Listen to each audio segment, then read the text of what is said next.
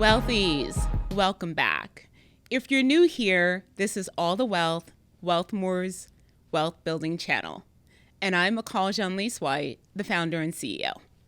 It's February, and February is Black History Month, which is also American history. It's a moment for us to look back and celebrate the accomplishments of our ancestors and the progress that they've made. But it's also a moment to take a look at the work that still needs to get done, and done quickly. And that is Black wealth. Black wealth needs a lot of our collective energy. We lag in home ownership. We lag in equity ownership. The Black household has a sixth of the wealth of the white household.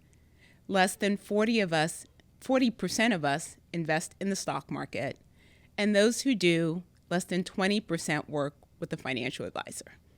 But even with that grim of a backdrop, we have glowing examples of Black resiliency and excellence in wealth creation.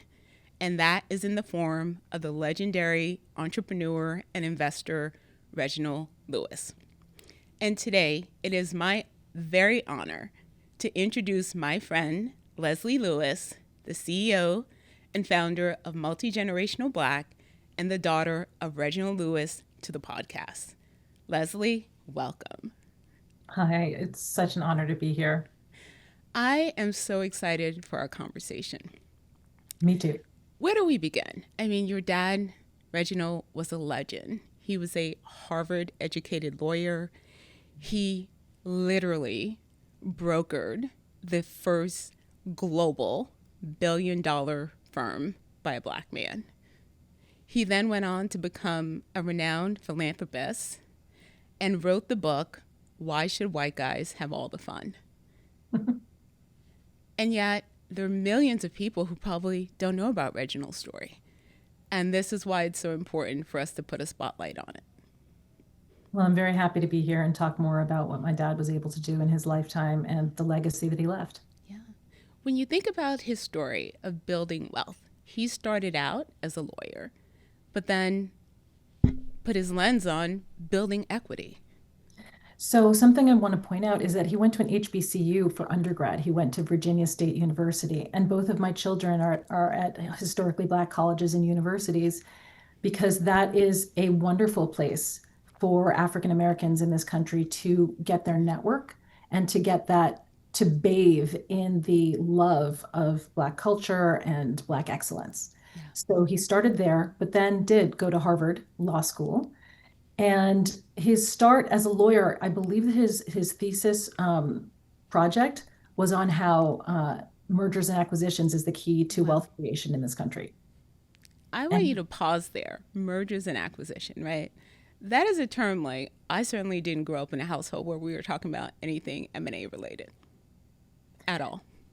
Mergers and acquisitions, the ability to not try to start something from scratch, which is also, of course, a very honorable way to create wealth and to create innovation. But why reinvent the wheel is something he always used to say. And there are companies that are already out there that could merge with other companies and make, 1 + 1 = more than 2, basically. And acquisitions, buying into a company or picking up a company that it needs better management, that needs more resources. And so he could see that that was the way to create wealth. And that is eventually what he did. He did start off as a lawyer. I think he had like 17 years as a lawyer, but he was an M&A lawyer. Yeah. So he was learning, he was reading deal memos and figuring out, okay, how can I do this myself? I love that in the book. Like he would spend hours, weekends long, just going over these opportunities, just like literally, it was like business hunting. Like some people house hunt, he was literally like business hunting. Like what's a good business to go buy and merge and do a better job of managing it than the current team? That's exactly right. What's interesting is he also did do house hunting when we were young. My father brought us out to the Hamptons for the first time and bought a little house in the woods. But on Sundays, we would drive up and down like one of the the grand avenues Yeah. and look at the houses. And now we're in one of those houses. So, vision. Vision. Now, he embraced the equity markets, right? He saw this tremendous opportunity and started off with his first, a smaller leverage buyout. And for listeners who may not be familiar with a leverage buyout, it's a very technical Wall Street term, but essentially a company that has a lot of cash on hand is generally a really attractive target for an LBO. So there's a certain amount of cash that's good for working capital in a company, but when you have too much of it and you're not reinvesting it to drive more growth, other people in the market look at you as, maybe we could do more and do better with that excess cash. Yes. And leveraging borrowed money Yes. in order to purchase the new company. So offering debt, and Yeah. sometimes it was called junk bonds, sometimes, just depending on the rating, but using debt in order to buy a bigger asset. Yeah. And so take this in, audience. When Reginald Lewis purchased Beatrice International Foods, which was essentially $1 billion acquisition, I think the exact number is like 988 million or something in the book. His own capital into that transaction was roughly $1.5 million. That's right. That is the power of when your dreams don't come with the capital and you find a way to get it done anyway. He did. He would say, just keep going. He does. That's the quote that we use. Keep going no matter what. Keep going no matter what. Now, many people would be daunted by that. Like, how can I go buy $1 billion company when I have no more than $1.5 million to bring to the table? I mean, that doesn't even cover the legal fees. It's true.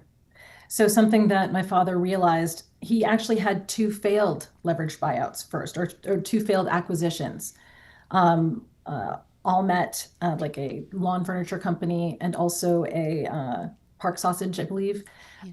There was a radio station that he bought. It didn't quite work out the way he wanted it to, but he was learning on each of those. And one of the things that he learned on the failed deal is that fees is the way to get the best out of your team, not to try to do everything himself, but to get, as you saw in the book, he talked about the importance of fees, but that means that's built into the deal.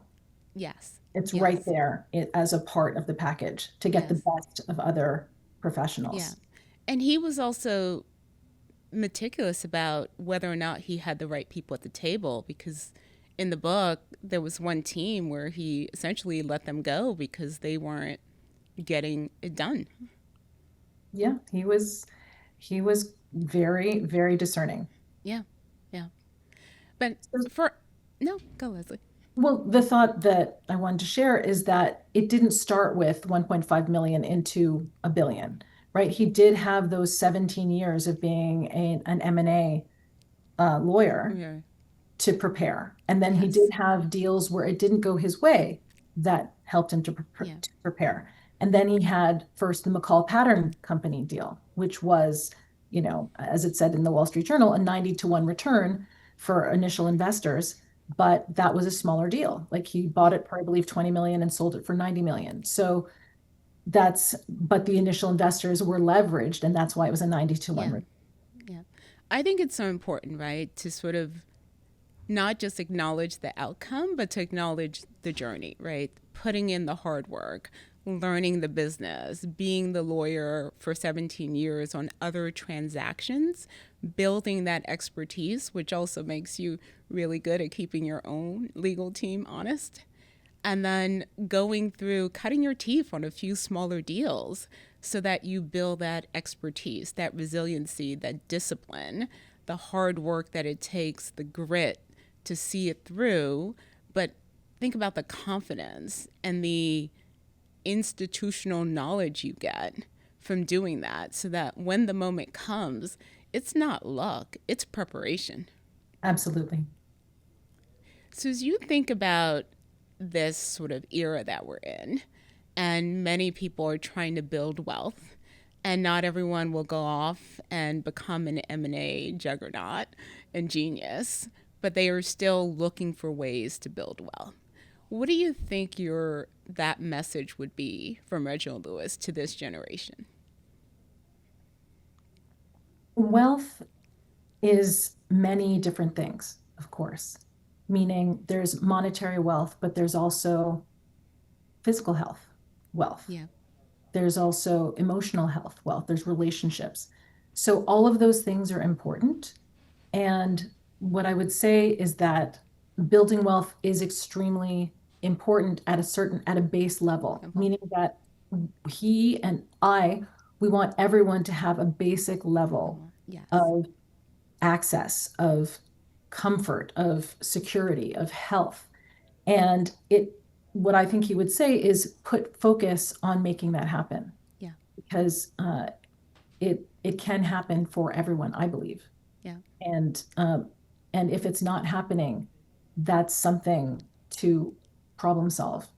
And this is something that you and I talked about before, that I have been working on. My company's a registered investment advisor, took the Yes. Series 65 to create a company, MultiGenerational.black, that is aimed at accelerating America's journey to racial wealth parity by making stock market investing more accessible. Yes. And so the reason I founded this company is because, like you, I think everyone deserves to have Absolutely. a basic level of wealth. And exactly as you said, less than 40% of African Americans invest in the stock market. Why is that? Well, I believe there's a lack of knowledge, meaning that Yes. if people's parents didn't do it, it's harder. It's For so people to know. overwhelming. It's so overwhelming, the way the financial markets are set up. It seems like you need to know calculus in order to start investing, but that is not true. So It's what I have not. found is that I was blessed that my father taught me how to invest when I was 8 years old. We looked at the stock tables in the newspaper. That's how long ago it was. And he showed me Yeah. that you can invest in something and it can grow without you having to do much if you choose a good investment. I want everyone to have that understanding and knowledge. I want to double click on this, right? Because I didn't grow up in a household where the stock market was by any way, shape, or form like regular conversation. But I came to Wall Street, was introduced to the markets, and literally fell in love with it. You know, Mhm. in many ways, like it sounded like your dad fell in love with the capital markets as well. And with that, we got comfortable learning the markets, how it works, the return on investment. And to your point, it's not calculus. It is literally like, hey, I'm going to give you my money. I'd like to see 10% back. Like, it's that simple. Yeah, But the thing I always say is if someone has enough math to make change for 20, they have enough math to know how to invest. absolutely. But it's been cloaked as this, only for certain people, right? It's Absolutely. gated, it's for the rich and famous, it's for the Hamptons crowd, it's not for everyone else. Well, what's interesting now is that there is a democratization, like with things like Robinhood. Yeah. But the issue now is that the gatekeeping is internal. And this is what I wanted to talk about, Yes. money trauma. So yes, my father did teach me to invest when I was 8 years old, and got my first job. I was on Sesame Street as a Oh, kid. I got $100 an episode. Invested that in the first stock I picked was Mattel. Uh, nice, Barbie. exactly, invest in what problematic but A whole different story. we're gonna leave that aside. But when he died, I was 19 years old. And Yes. that was, of course, traumatic. It was shocking that this titan could die. Like, Yes. And what? so young. And so young. He was 50. It had impact, of course. So, although it was such a blessing to have been with him for 19 years, Mm-hmm. his death was traumatic, and Yeah. it had impact on how I invested the money that he left me. And I was too conservative. I was too scared. I didn't know who to Yeah. trust. I didn't know what to do. I thought I was really smart, and so I should know what to do, but I didn't, because when you Yeah. have, like, you don't, it's not intuitive. Like money is And not you're, like food and water. Like food and water, you can't live without them. Money is something that we created. It's an it's a tool. invention that Yeah. it's a tool, certainly. It's an inventions that human made in order to make exchange easier. Easy. And there are Yeah. rules to it. And learning those rules is what I want people to do. It took me 27 years to get a true financial advisor, McCall, Wow. because of that Yeah. trauma. And And you so were what 19. Like I you was were 19. dealing with a lot, Yes. and you're 19. Like I was you're in 19. college. Yes, I was in college, but he'd also nominated me. He'd also appointed me to the board of TLC Beatrice. I Yeah. was board member at 18. So I did get to see him in action, which was amazing. And then he died. And I was on this board with all these middle-aged men, Yeah. trying to my best to keep up. Yeah. But the point that I wanted to make is that that trauma is what kept me from hiring a financial advisor for Advisor. 27 years. And I wish that I hadn't waited. It would have made a big difference if I hadn't waited, but you can only do what you Yeah. can do. It's never too late to start learning how to invest. Yeah. Never too late to get good financial Yeah. advice like what you offer at WealthMore. And I am a WealthMore client. Yes, she And is. I love my CFP. She's wonderful to me. Yes. So I think that the thing that's getting in the way of people opening a Robinhood account and doing something useful with it, opening a WealthMore account Yeah. and being able to, the thing that's getting in the way of people opening up a WealthMore account or investing, learning how to invest is that trauma. Yeah. Because the information is actually out there. There's so much information. You, It's, Investopedia and Motley Fool and all of these yeah. things.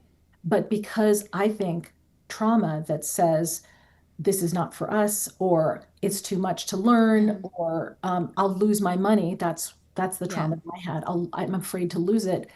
The reality is that I did lose because not being too conservative means Conservative. I'm not keeping up with the purchasing Yeah. power of the dollar with inflation. Yeah. And So Leslie, yeah, I go want ahead. to double click on the trauma in our community, right? Because we have a lot of money trauma, right? You do. Our whole existence in America is a money trauma story. It is. We were assets traded on the Correct. stock exchanges, we That's were correct. collateral, and we were not taught about money. We're not perceived as being smart enough to manage money. Even in my own corporate journey, it was a battle to have a role that had P&L ownership. So there is this perception of who gets or who's smart enough to manage money. And we can easily see how that gets internalized, where people might feel like, I'm afraid, I'm not capable, it doesn't look like it's for me. And then you add this layer of walking into an institution that wants to vet you versus you vetting them. I remember that traumatic experience of looking for a financial advisor and having these exchanges where the individual was like, well, what's your net worth? What does your husband do? Right? Like, am I good enough? Versus I'm like, well, I'm the one hiring you, dude.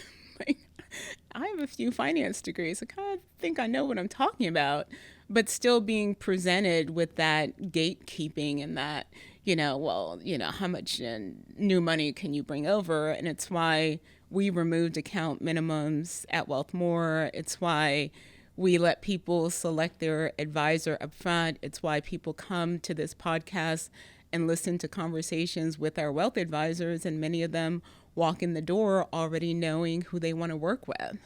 But it took a lot of unpacking, like all the crazy things that might hinder someone, and us thinking very deliberately around, well, how do we remove that? Like, don't ask people their net worth, please. I love that. Don't. I love that you are problem solving in real time the access issue. Yeah. It's so true that the way the industry is set up um, is to gatekeep, uh, and that's why you and I are disrupting that Yeah. Yeah. And because also, we're trying to give people the right to feel like, even our tagline, wealth is for us all. I got pushback on that tagline. I even talk about this on LinkedIn about, firing a marketing agency because they were like, oh, do you really believe that? I was like, what do you mean? right? So Are you those, kidding? no, that's real. Yeah, that That's real because like if you don't believe in the mission, you certainly can't work for us or come up with creatives and messaging if you yourself don't believe in it. But it just goes to speak to just how ingrained that is in terms of a simple line as wealth is for us all as being something that someone would question. literally our ancestors were money in this country. Yes, So that has impact. it And does. it doesn't just have impact on us, on the future generations, but it also has impact on the people who weren't that but saw that. So Yeah. that's why it has to be a sea change in everyone's Yeah. perspective. But we can only work on ourselves. And so each one of us taking the time to undo that kind of financial trauma and to say, I can do this. I can watch this Yes. podcast and get the information. Yeah.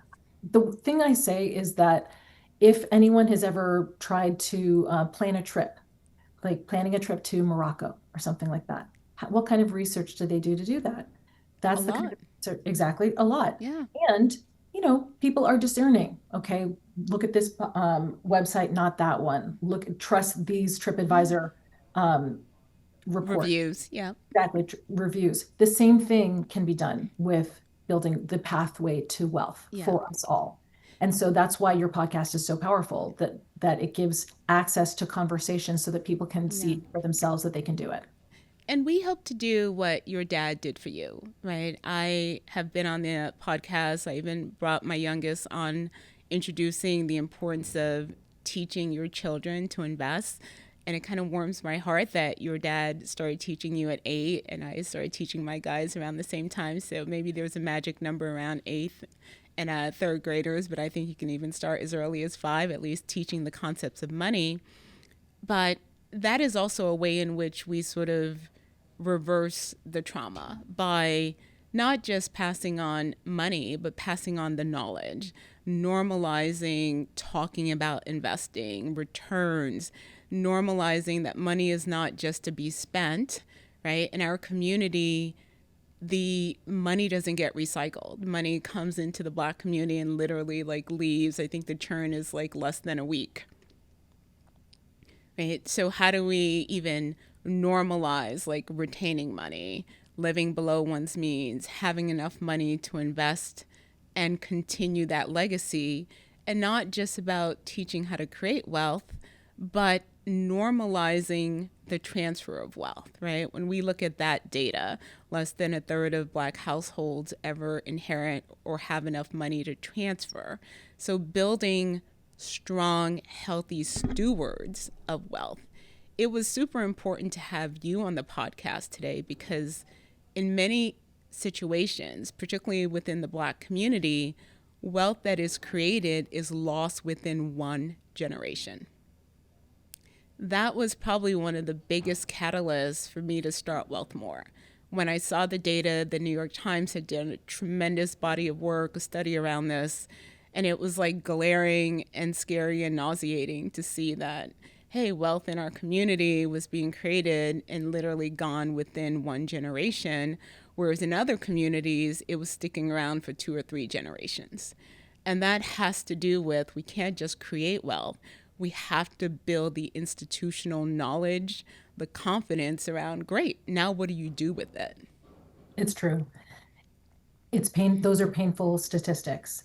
And I do think that the way that my father approached money and how he taught his children was impactful because it wasn't just what he taught us, but it's also what he modeled and the way he directed us, meaning that education was Yes. really important in our family to both my father and my mother. And this is something that can help, like meaning that the more education that people have, it means that they're making more aware of the impact of choices. It is painful to recognize that our community has that churn. So Yes. that's why we're in Black History Month now, but the holiday of Kwanzaa has the seven principles. One of those principles is Ujima, collective economics, Yes. and Kujichagulia, self-determination, just these ideas that our community needs to practice these principles Yes. and continue to invest in ourselves, recycle the black dollar, all of those things. But Leslie, they're the each one teach one. I fundamentally believe this. If not for a group of, folks at Merrill during my internship there when I was in college, sort of taking it upon themselves to like teach me the ins and out of investing, my journey and my financial outcome would be so different. I started investing as soon as I got my first job. I was putting money into a 401k, and these are the things we want to normalize for the Black community. If you're at a job and there's a 401k and there's a match, you must take the match, Absolutely. right? Start investing early on, do it consistently, get familiar, to your point, no different than planning a trip, but get comfortable. Join, listen to podcasts like this so that you can get comfortable. And we very deliberately normalize the conversation. Like when we talk about risk profiles, we will use like hot sauce references, like anything to like debunk it and not make it seem so scary, because it really shouldn't be. I sometimes say that investing is like cooking. No one tries to cook everything there is in the world to cook, but learn a few basics and you can feed yourself well for life. So the same is true with investing. Nobody knows everything there is to know about investing. There's new stuff coming out every day, Every but single day. every single day. But people have specialties, and learn a few financial basics, and people can take care of themselves Yeah. financially for life. And you talked about getting a wealth advisor, right? I feel like that was a game changer for me. Um, just peace of mind. Like, what did it bring you to have an advisor? It's so hard to talk about money. So talking with somebody who that's what we're supposed to talk about, there's a way that feels it's a relief.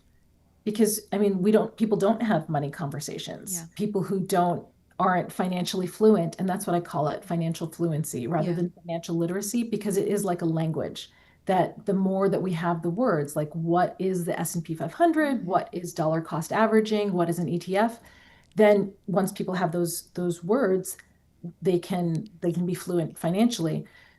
To have that conversation with a financial advisor was a relief so that I could finally share what was going on in my Yeah. financial world and get help and get expert advice as to how to handle it. The thing I'd say, McCall, is that when did you get your financial advisor? Was it Wow. after Merrill or during? It was definitely after, because it wasn't until, I became an MD at JP Morgan, because frankly, they were expensive. You Yeah, have to have a certain AUM to even engage one. And I mean, that's why I left to start WealthMore, because it was stunning to me that, I had been working for 20 something years. I figured out how to do a good amount on my own because of those internships and working in the industry. But, I was climbing the corporate ladder. I didn't have time to watch CNBC all day and, play the role of a investment committee lead, right? So it was still like, I hope I'm doing this right. It's better than doing nothing, I felt.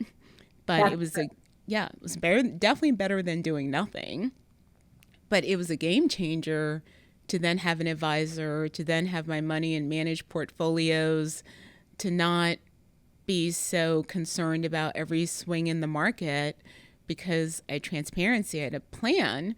But just like you were so compelled, you started a firm. You were like, more people need this. So we both had this kind of visceral reaction, like, this is a game changer. And yet, so many people that look like us, there are 100 million Americans out there having to do this on their own. I think that there's a basic level of trust in the markets that has to happen before someone is willing to open the kimono Yeah. to a financial advisor. That's what my financial advisor called it when I first started Yeah. working um, with one of them. I now actually have two, and they're both really amazing people. I love It's that. It's yeah, like having two gym memberships. You can never be too healthy. it's like or a gym membership and a yoga studio Yeah, membership. Like exactly. they have different. they have different flavors or different, Yeah. they bring different things to the party. I would say it's a process, right? It's a Yeah. process of first understanding that it doesn't matter how much money one has or how little one has, one can benefit from good Yeah. financial advice.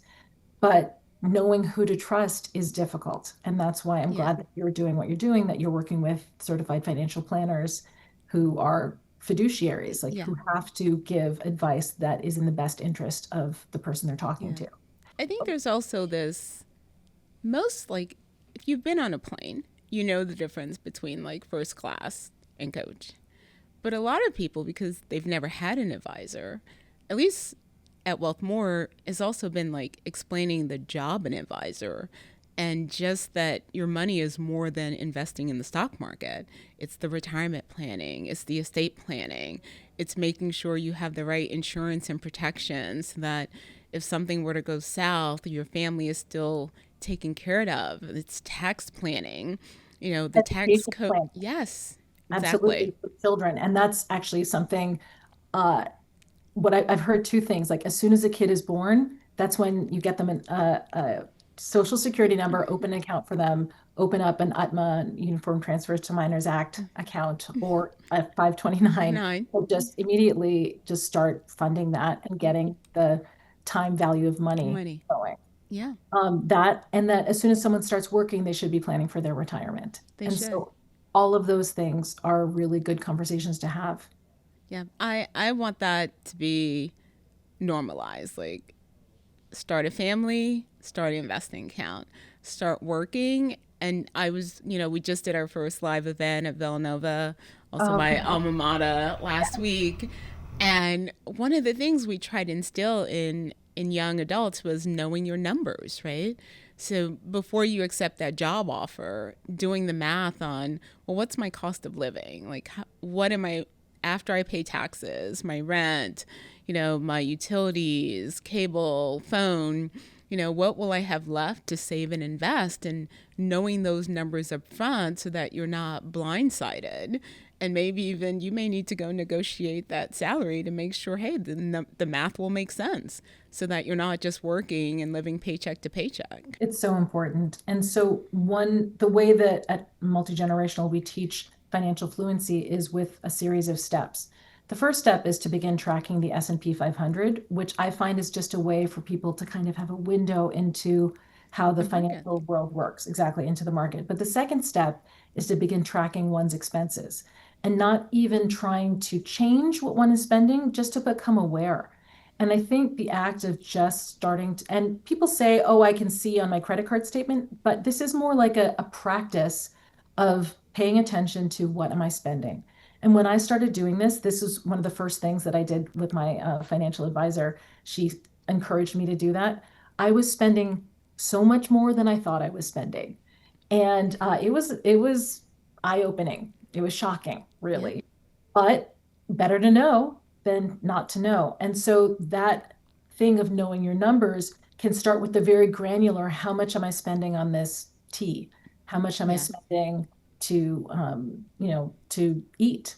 All Yeah. of those things are very important ways of being connected to how money is flowing in our lives. Yeah, I love the focus on the S&P and knowing the numbers. Like, you know, I live and breathe this space. I can watch the markets all day long. I know that may not seem normal for other people out there, but I do encourage you guys. It's like the weather. Like, what's the weather today? Or, what's the news? Treat the markets the same way, like building that confidence, particularly in our community where we don't have as many people investing. We don't have as much of that, what do you want to call it, bench strength of people who know the markets, people that you can go to.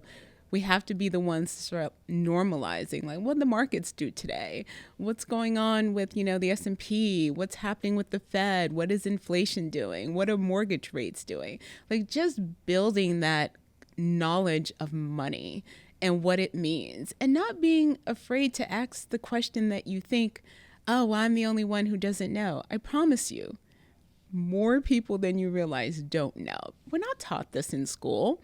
there's no like certification that we get as we like, graduate high school or even college. So no one should feel like, hey, everyone knows this and I'm the one person who doesn't. It's interesting. That is how people feel, though. Yeah. So the class that I teach is called the Investing Starter Kit Workshop. And I call it the starter kit because we really just focus on the S&P 500 as the first step because it's less overwhelming than trying to look at what is the 10-year treasury doing or, Yeah. whatever it is. It's just one indicator, one marker, Yeah. one index to take a look at. And I encourage people just to look at that for a month and just look at it, see if it's green or see if it's red, see if you have an emotional response to it being green Yeah. or red, and just paying attention. And that's a way to start because it's advanced Yeah. to start looking at, all of those other indicators. But if you just focus on one, if a person who wants to get started can just focus on that one, it gives the confidence later to be able to talk with the financial advisor. But that's the thing, there's so many smart people who are good at creating income but who haven't figured out how to turn that income into equity, which is one of the things that one of your taglines, Yeah. I believe. I love Yes. that you say that because income is great. Like being a high earner is fantastic. And then being able to translate those high earnings into generational wealth, this is Is really, so key. it's so key. And investing is the way to do that. But there's so many people who are so good at creating that high income, but are afraid to admit that they don't know how to take that next step. And that is the difference, I think, that good financial advising can make. And that's what we're trying to do at our company. And I have to say, I love your starter kit. So Leslie was kind enough to invite me to join one of her starter kit sessions. And I have to say, I walked away with so many insights from that. It was literally humbling to see just how vulnerable people were willing to be. Leslie's a big proponent, as you guys have heard, of addressing financial trauma. And I was blown away by the openness. So it was sort of a group setting of people sharing their journey, the things that they observed growing up, how it impacted their view on money. And Leslie even does a visualization exercise around, visualizing yourself as someone who's financially confident and savvy and doing well. And I literally goosebumps from hearing participants like for the first time visualize themselves as a person who's well off. It's so important to take that step to visualize. And it was wonderful having you in class, especially since you could give the perspective of somebody who was a managing director, who is running a company that's relating to increasing the financial fluency in the world. So I think that vulnerability is really necessary because if not, people will just hold it in. And that holding it in keeps us from moving forward Yeah. in making those changes that need to be made. I have to say, we definitely took that to heart, even in how we show up for the podcast. If I look back to earlier episodes versus sort of how we do these episodes now, we share a lot more about just the journey. It's messy, the things that, hey, things I did early on in my investing, like the bloopers, the snafus, right? Because it humanizes the conversation and hopefully it has our audience understanding no one's perfect at this, right? No one has the sort of future and can say, well, I've not made a single financial mishap. Like, I don't care if they are like the biggest Wall Street techie, whatever, they have a financial story. Like, I openly tell people about buying penny stocks, right? Like early on, I was like, oh, these penny stocks, these look cool, right? Losing money on penny stocks, right? Because maybe that's crypto for you, but it's okay. It's all part of the journey in terms of understanding. Were penny stocks horrible? I don't know. You guys decide.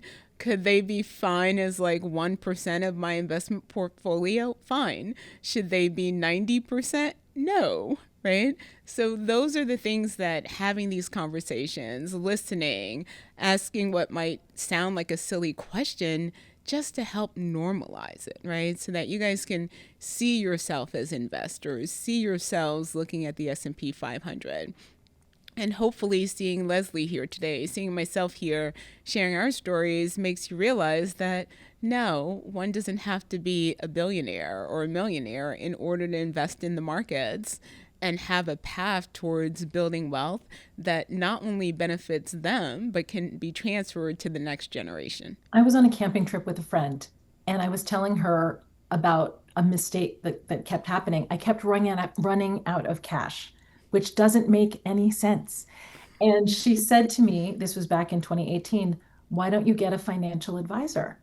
And I got so triggered. She said that like I started sputtering. I don't even remember it. It's like I had a trauma response or something. But then later I realized she's right. And that is what led to me getting my first financial Yeah. advisor. But yeah, that's it. I kept having cash flow issues, even though that makes no sense whatsoever. Yeah. And the reason why is that I was spending so much more than I thought I was spending. Yeah. I thought I was spending a third of what I was actually spending. Yeah. So that's my financial reality snafu, which is embarrassing to admit, but that's what happened. And Yeah. it made a big difference for me to start getting help. It makes we all have the best of intentions, right? But then it's good to have a fresh set of eyes. It's good to have somebody else who that is their job. I tell people all the time, while I love the markets, I'm in the markets, I still have my blind spots, right? I tend to skew towards aggressive investment options, but I'm not 20 anymore. So my advisor has to remind me that I don't have as much time in the market left versus Oh, a 20-year-old, right? Like, respectfully, ma'am. you're gonna, I, I can't even speak. What?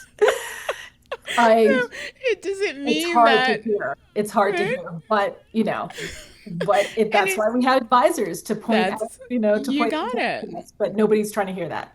You got it, right? So it doesn't mean that I can't invest in the aggressive growth portfolio, which we have one at WealthMore.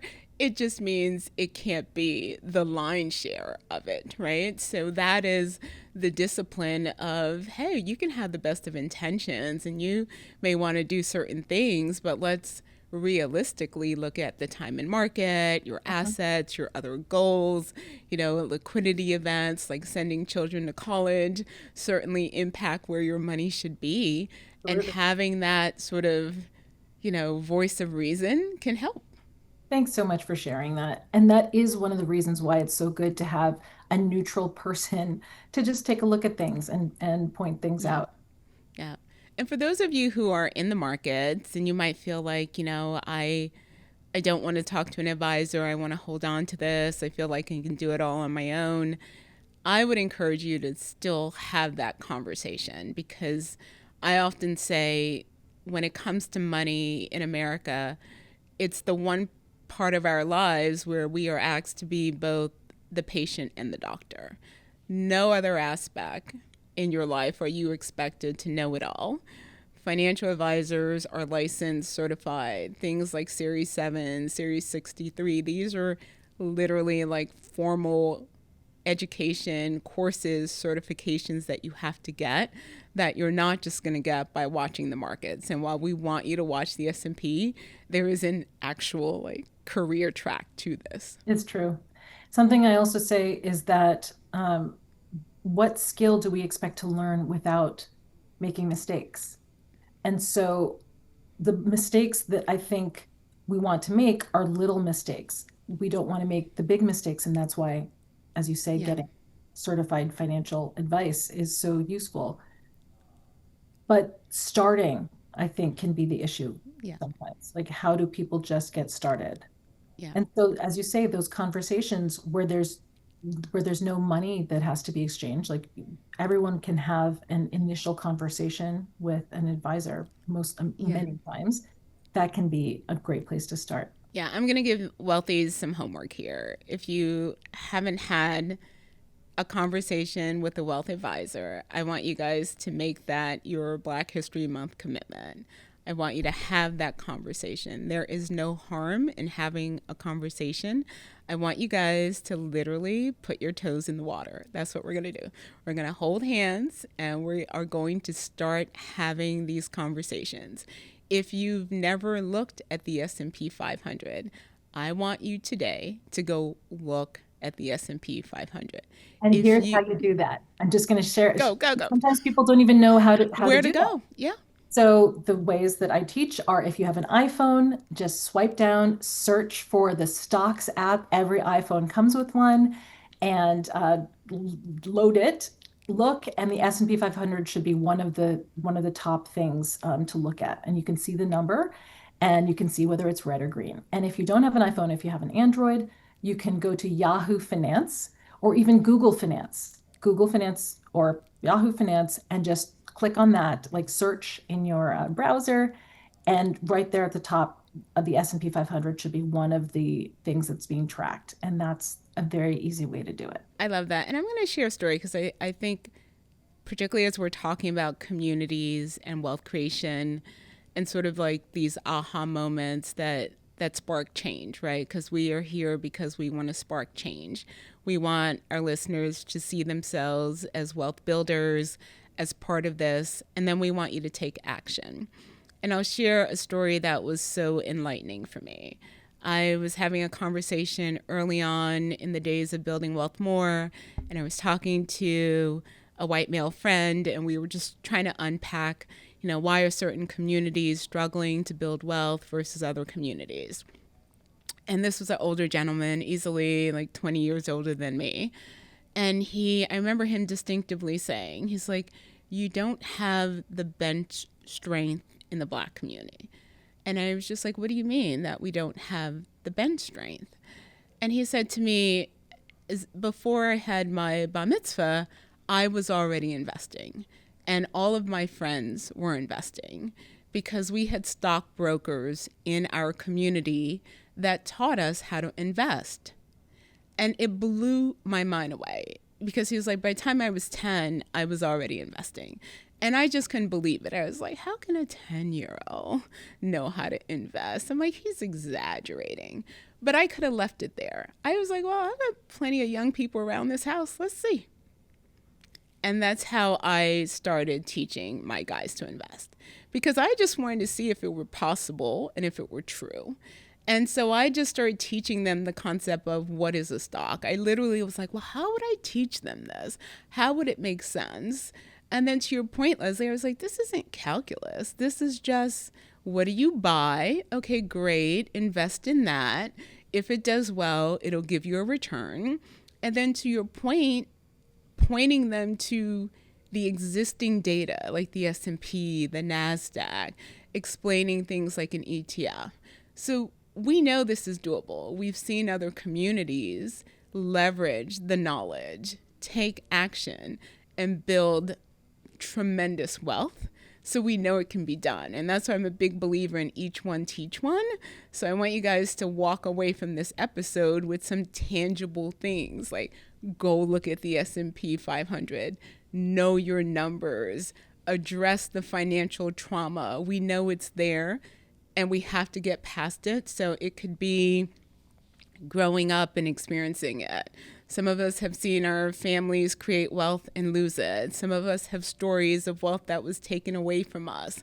Some of us grew up feeling like I didn't have enough, and now we want the whole world to see our money, even if it's to our detriment, right? Let's just address these things so that a year from now, when we do our next episode, I'm hearing about more of you went out and actually started investing, became WealthMore members, took Leslie's class.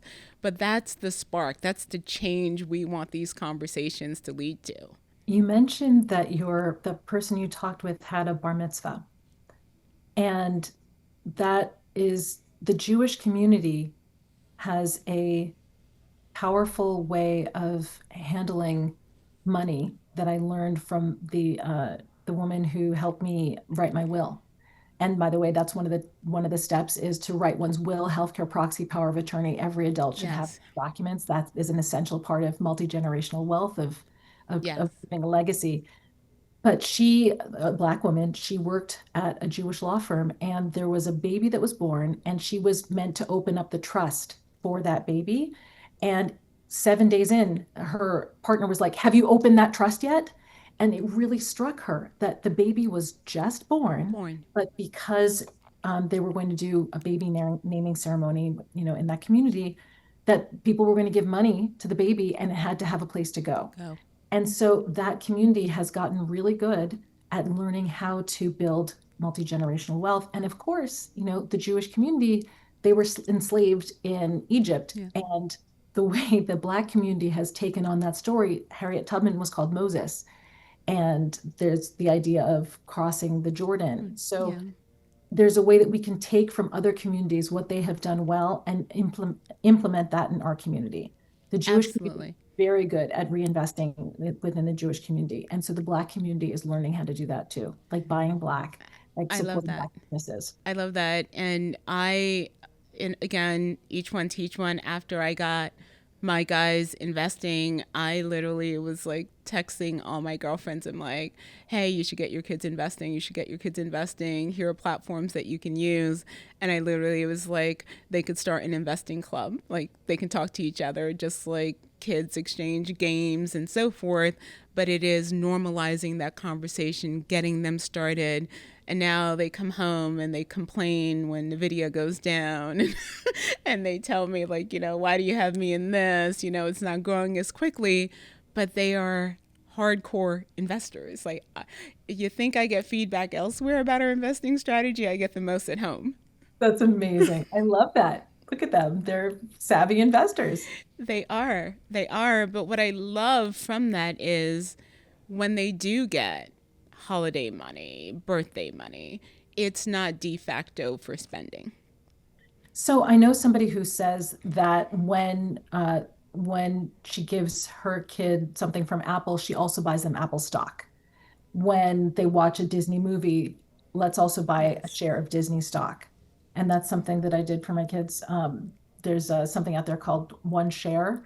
And so I Yeah. bought them each a share, and they have the share certificate framed. And it's a way of teaching that ownership model, Yeah. that you don't just consume, you can also benefit from the consumption. You can Yeah. also be an owner. So glad that we've talked about ownership and we've talked about the practical ways in which we bring that into play. I want to make sure we also touch upon first generation wealth builders. Many people in our community are those first generation wealth builders. There's a lot of weight that comes to that. There is this all eyes are on you. You're the first to go to college, you're the first to get a great job. And there's so much of accountability around that. And sometimes there are also other people depending on that. What is your advice to those who are building wealth for that first time and that, frankly, probably a lot of anxiety around it? Well, as the daughter of somebody who did that, what I'll say is that I really appreciated what my father did for the next generation. And so to think of it as not just for oneself, but also for who's coming after. And what my father would say is, keep going no matter what. Like it's a process, it's hard. It, his process was difficult, but it was worth it to Yeah. set the next generation. I would say that everyone has their own path, that like that, and each person has to figure out what that is for themselves. And it's not easy, but there are models out there of how to do it. So I talked about mergers and acquisitions, that was my father's thesis when he was in law school. There are people out there. There's the National Association of Minority uh, Businesses that focuses on businesses that want to acquire other This is businesses. this. And that is such a good way, or an established pathway for creating wealth. So there's the stock market, there's buying other businesses, there's real estate. Each person has to figure out which one really speaks to them and then move in that direction. Yeah, I'm so glad that you're talking about Black businesses because that is we see the creation of Black businesses. We see an over index of that creation, particularly amongst Black women creating Black businesses. But we don't always see those businesses having smooth exits, having smooth M&As, opportunities. And that, again, is something we want to normalize, right? If you haven't read the book, highly recommend it. Again, just it's great to see an example of someone who's done it so that you realize it is doable for you as well. So if that is understanding private equity, businesses do get bought, they get merged with other businesses. People do prepare their businesses for an exit by getting the right attorneys involved, the right fee structure, as Leslie pointed out early on in the conversation. And that's also part of building that bench strength, right, that we want to create in the community so people understand the various options in which we can be really good stewards of capital. Absolutely. Leslie, as we're wrapping up the conversation, what would be the 1 to 2 things that you want people to walk away from listening to this conversation, and things that you would want them to actually action on? The thing I want people to really know is that they can do it, that it's okay to make mistakes, but just keep going.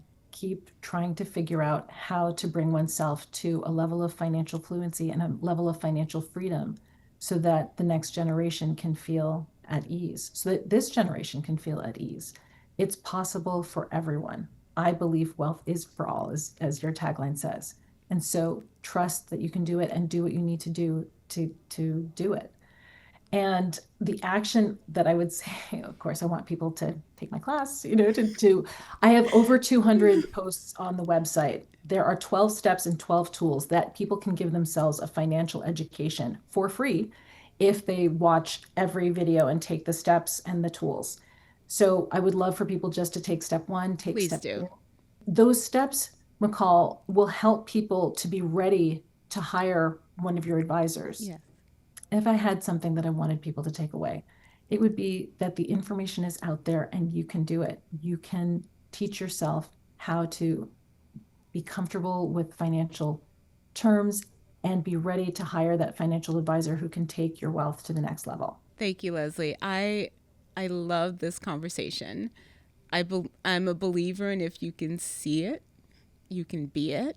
And we wanted to bring the shining example of your dad and you and the legacy, the transfer of wealth knowledge, the transfer of so much around thinking about capital that he was such a great steward of, and that you have become a great steward of, and how you're also passing this on through the business that you've created, the education that you're providing for your own children, and the hard work of getting this message out, right? To nudge people to do it, to show them that it's doable, to literally handhold them through it as well, because we know just how powerful that information is. And we know that it's worked for other communities and it can work in the Black community as well. Absolutely. I'm a first-generation American. There was no stock market in Haiti. There was no stock market conversation in our household. And yet here I am, certainly a Wall Street auntie, I would say. And well, Haiti is such an incredible country, right? Haiti got its own independence. Haiti was a jewel for France, right? It was incredibly valuable for France. And then Haitians got their own independence and kicked off the Atlantic revolutions in that way. But France forced them to pay France reparations for not being enslaved anymore, and to the tune of billions. It's completely impoverished that country. But l'union fait la force. The unity gives us strength. And I have strong faith in the Haitian diaspora to come back and make Haiti the great jewel that it is. The jewel that it is. I mean, the diaspora is incredible. So you're a perfect example of that. I want to go back, even though I know we're trying to wrap up here. Can I go back to something? Please, of course. So I want to ask you a question.